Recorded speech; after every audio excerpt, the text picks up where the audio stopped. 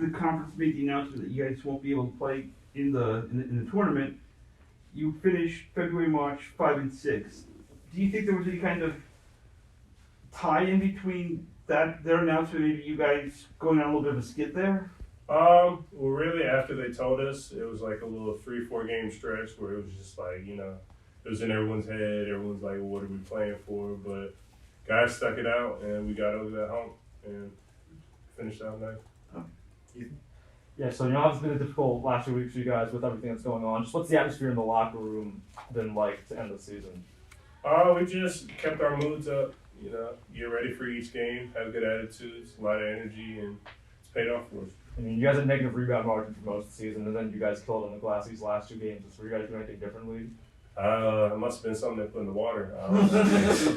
We was out there getting them.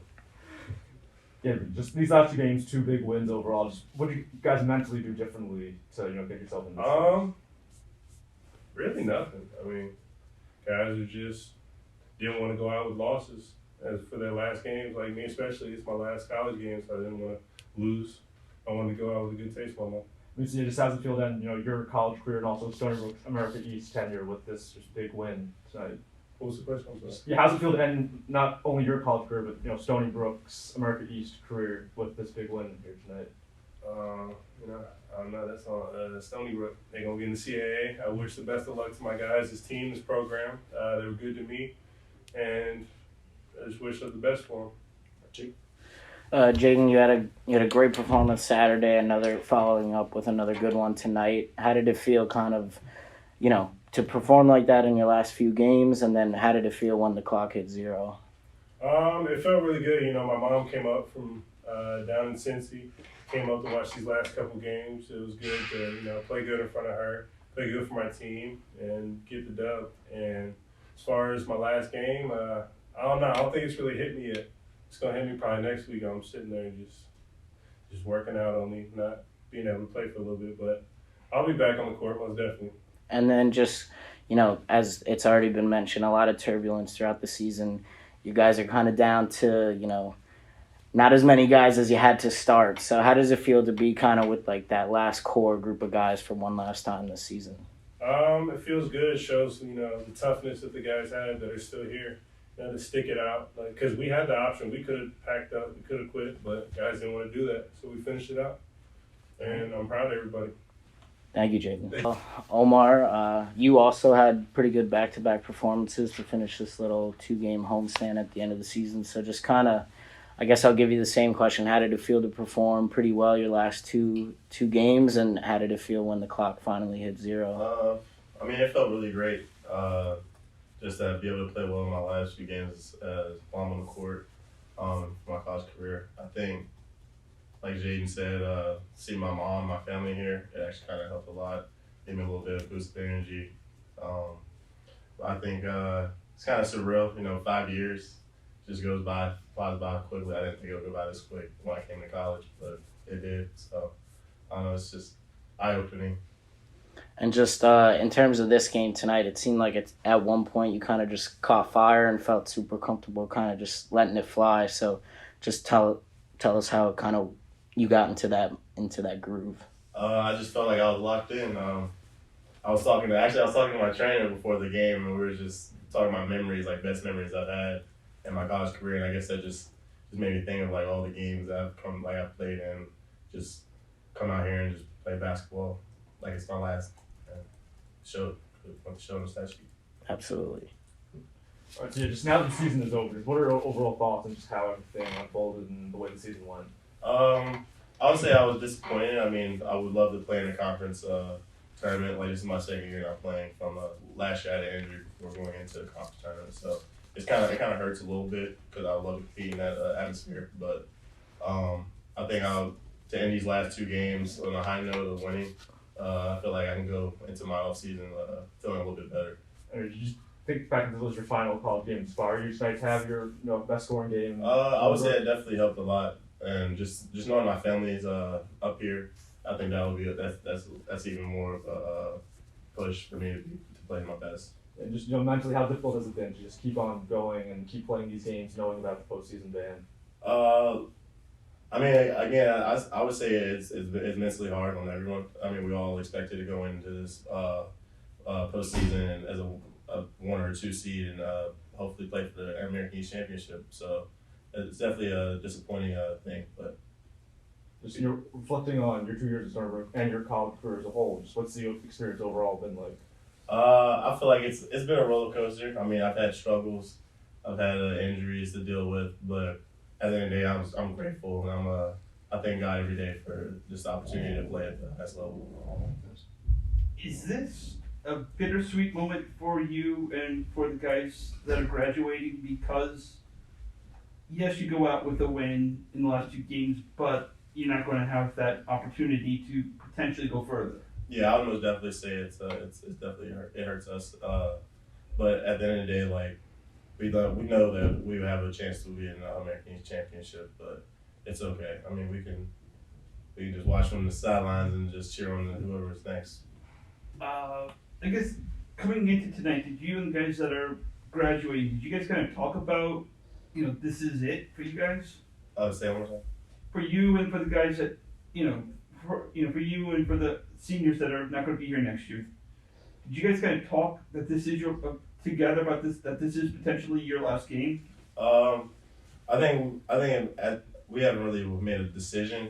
I mean, I think at the moment we were just locked in on games, just winning games each game. Like Albany was a really big rivalry game, so we're pretty locked in on just winning and finish the season out strong. But I think as for hopefully like career wise, I would hope that this is not done. My career is over hooping. I hope to play professional. So. It was really a gratifying end to the season, to be quite honest. I think, it's fair to say the month of February in the 25 years I've coached, I've never been through a more difficult season for obvious reasons. But, it's a really good team sitting in that locker room, and they wanted to go out the right way. And I think, the Albany game, in my opinion, we played better than we played tonight. Now, we maybe scored a little more tonight, but it was a great end for our guys and the seniors to get to go out like that with a senior day Albany win in a blowout, and then turn around and have a comfortable home win where everybody kind of played well. It was a fun ball game to be a part of. With everything that went on, just what have been the biggest challenge of managing the team in the locker room through it all? Well, I mean, the tough part, Ethan, is this, right? Like we had some guys that everything that we did and we do here is to compete for championships, and we're supported at a level where we should be competing for championships. So when everything is in on that, and then you kind of get it taken away from you, right? It was hard for guys to want to continue to play. I mean, understand now that not only did some guys eliminate, but there are guys that finished playing that were very much on the fence and needed to be pulled into continuing just personally.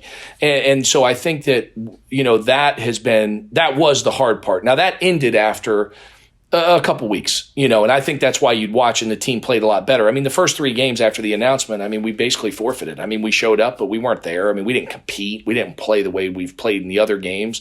And it's hard to play hard if your mind's on other things. And it was. And I give the guys in the locker room a lot of credit. I'm really proud of those guys just to stick it out, to compete at the level they did and get some real positive results at the end of the season. Have there been any talks about potential postseason play so far? Yeah, we're going to meet tomorrow. Obviously, we would be very much able to do that, and we've had conversations.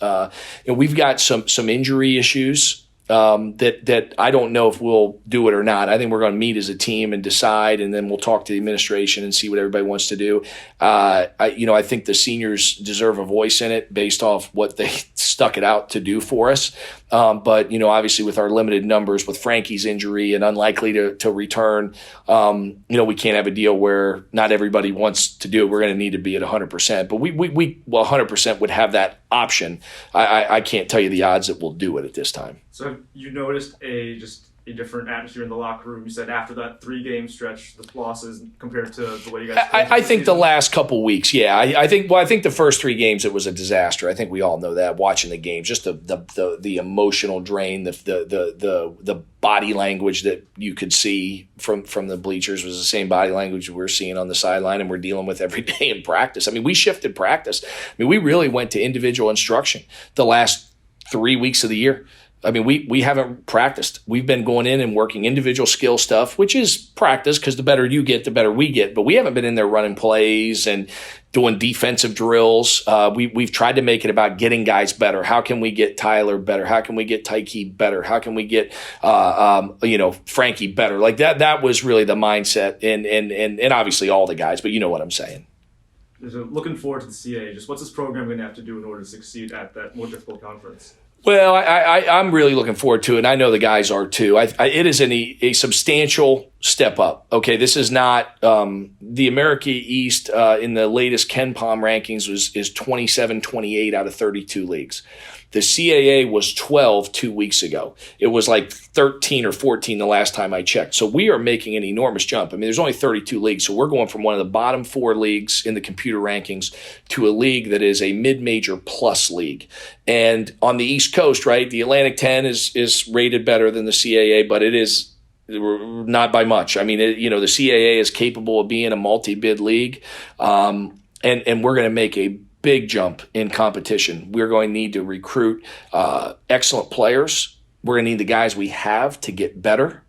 This year we only played the one CAA game. It was Hofstra, who historically we haven't had a lot of success with, but we did this year. We beat them by, I think it was 17 in here in December. So it's going to be a big challenge for us, and it's exciting, and it'll be better. I mean, the guys are going to get to go play in nicer arenas and in front of bigger fan bases on the road. I think if you really look in our conference, right, like we have an unbelievable crowd, and I do want to really thank the season ticket holders and the casual fans that came out to a couple games as they could.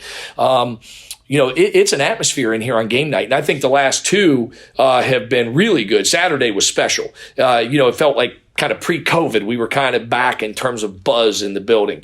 And tonight, for a Tuesday night, last game of the regular season, when everybody knows it's the finale, nice turnout, but vocal turnout, and it was fun. And the band is awesome. I mean, the band is a 10. I mean, let's be honest. I don't know who in the world has better band than we do. They do a great job. So, looking forward, right, I think we will be going on the road into atmospheres that are excellent. And some of the places in the America East are not as well attended, and you don't have the same game day atmosphere. So I think it's going to be, players are going to love it, and we're going to have to be good. I mean, that CAA. I mean, if you really go and look at the teams that have left the America East and gone to the CAA, many of them it took 2 decades to win their first championship, and we don't have 2 decades. Like, we need to be competitive immediately, and so there's going to be a process to it, but it's a big jump. This is not a lateral in terms of competition.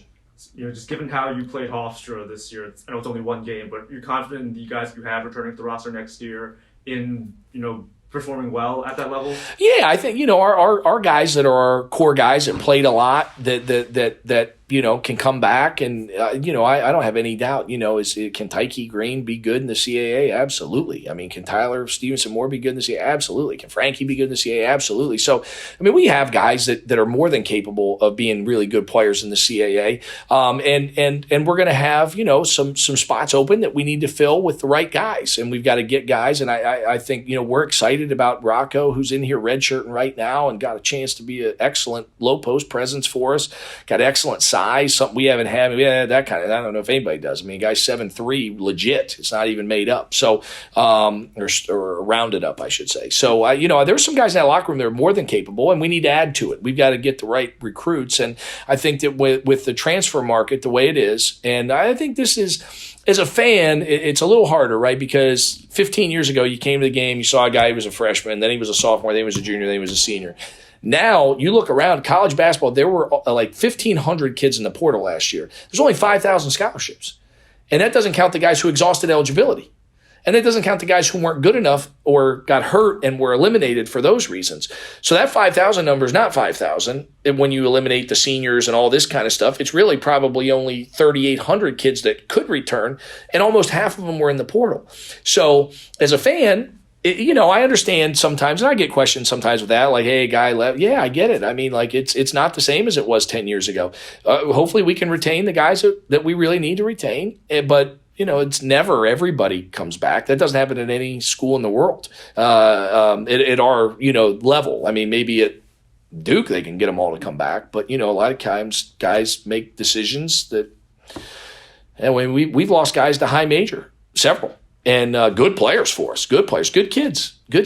And, you just sometimes guys make decisions. And we got some guys we need to stay. And, I think that we get the right guys to stay. We add the right guys. We're more than able to be competitive. Dennis?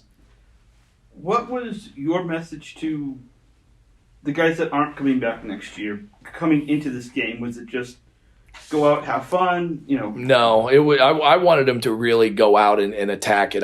My thing with them was this, like you watch distance runners, and I never ran distance, but if you watch distance runners, right, and they see that tape up ahead, there's two ways to approach it. There's a sense of relief that you got to the finish line, and then there's that group of runners that really kick and explode through the finish. And that's all we talked about. So it was weird. It wasn't basketball stuff. It was running through the tape, and it was, when you're in those workouts, Coach Green, who is, literally elite at what he does in sports performance here.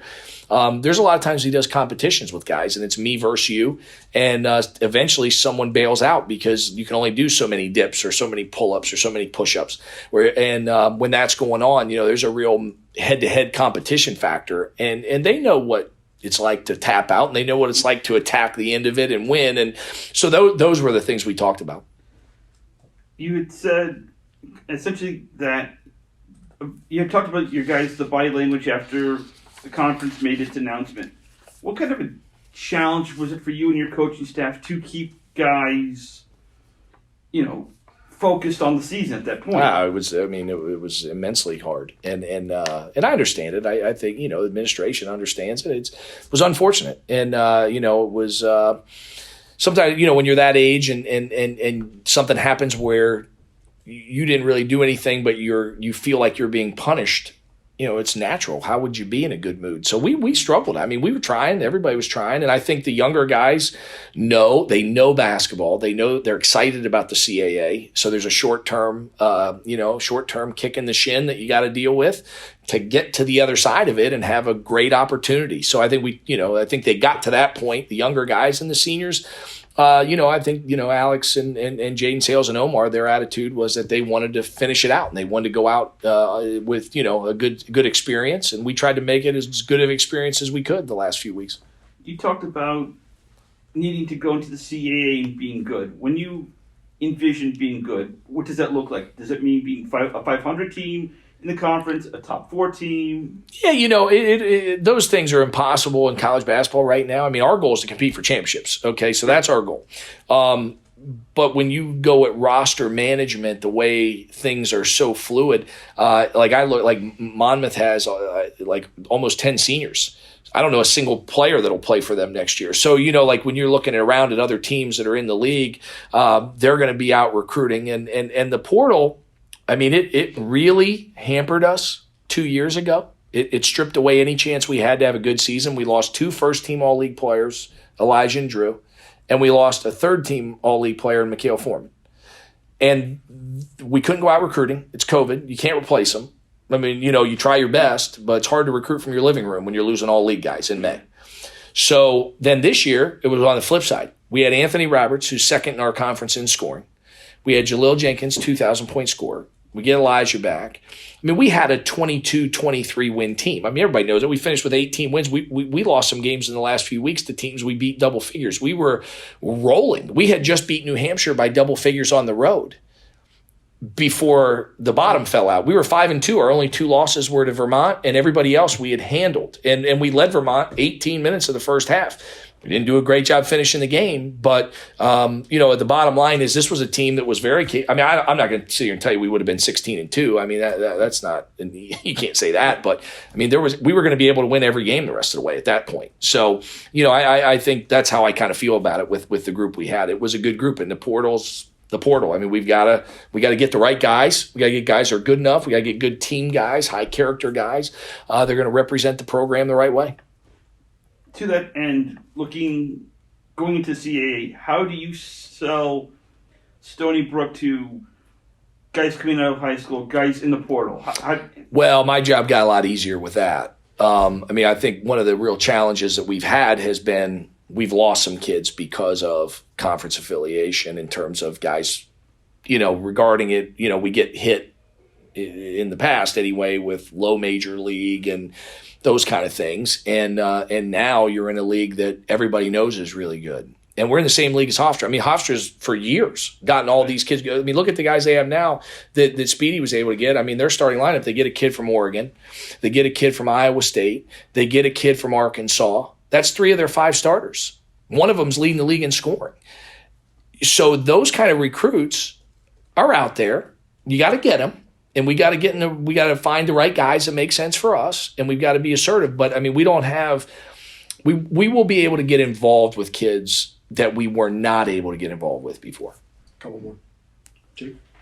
Coach, obviously it's been an up and down season. Crazy things have happened. But how did it feel with this core group of guys who kind of stuck it out through everything to get a couple of wins here at the end of the season? Yeah, I mean, like I said, I'm just really proud of these guys. I mean, to stick it, it says a lot about them. I think it's something they can be proud of. They'll look back on and feel good about, and with a sense of accomplishment. I mean, if you really look, like Omar Habwe had double-figure rebounds the other night. He has 20 points tonight.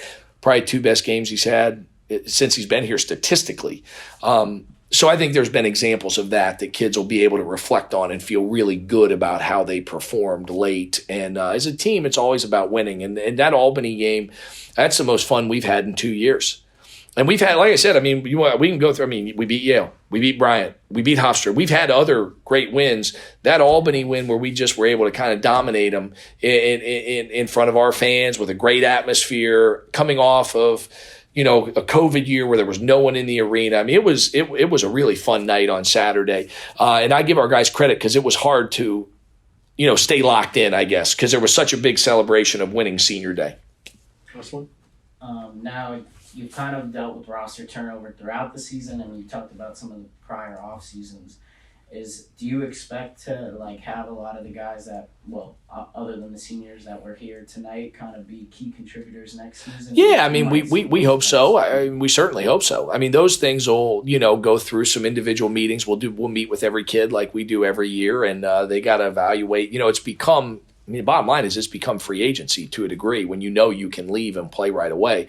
So you kind of have to re-recruit guys. And make sure they understand what's here and what their value is and how much you want them, and then they've got to want to be here. It's not the draft. You can't just walk up to the podium and say a name and here they are. We got to have a mutually decided upon decision that we really like to have you back and you want to be back. And with some of our core guys, I mean, they're really important to us, and I think they've been treated well and they know that, and I think they've had a good experience. So I do expect guys to return that we need. And I think the hard part when with the fan stuff, I mean, the portal's made it hard, like we said. I mean, you're almost, when you're getting close to half the guys going in the portal around the country, it's going to happen. It's going to happen. And we've lost a few guys that we definitely didn't want to lose in the last few years. Hopefully we can kind of avoid that this spring. That's always important. But the portal took away from us 2 years ago from a chance to compete for a championship. And this year, like I said, I mean, the team was on its way to 22 plus wins. So, it gave us a chance this year. So we got to dive in that thing and find the right guys. All right. Let's get one more in. All right, so you've been here a few seasons now. Just really quick, for you personally, how have you grown as a coach kind of since your time from Bradley, and how did the two places compare?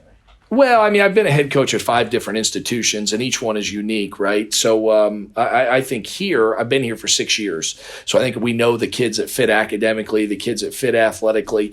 It's going to pivot a touch with going to the CAA. With we're going to need to recruit a little better. But like I said, I mean, if you look to what Hofstra's done and they're in the same league and they're right down the street, we got to be able to answer that and do the same thing that they've been able to do because they've been at the top of the league of the CAA for a while. There will be a transition period. There's no light switch that just instant success happens. You know, it's always it's a grind and it's a process. And but I believe in the guys in that locker room, and I think we get a couple of the right guys and we'll be where we want to be.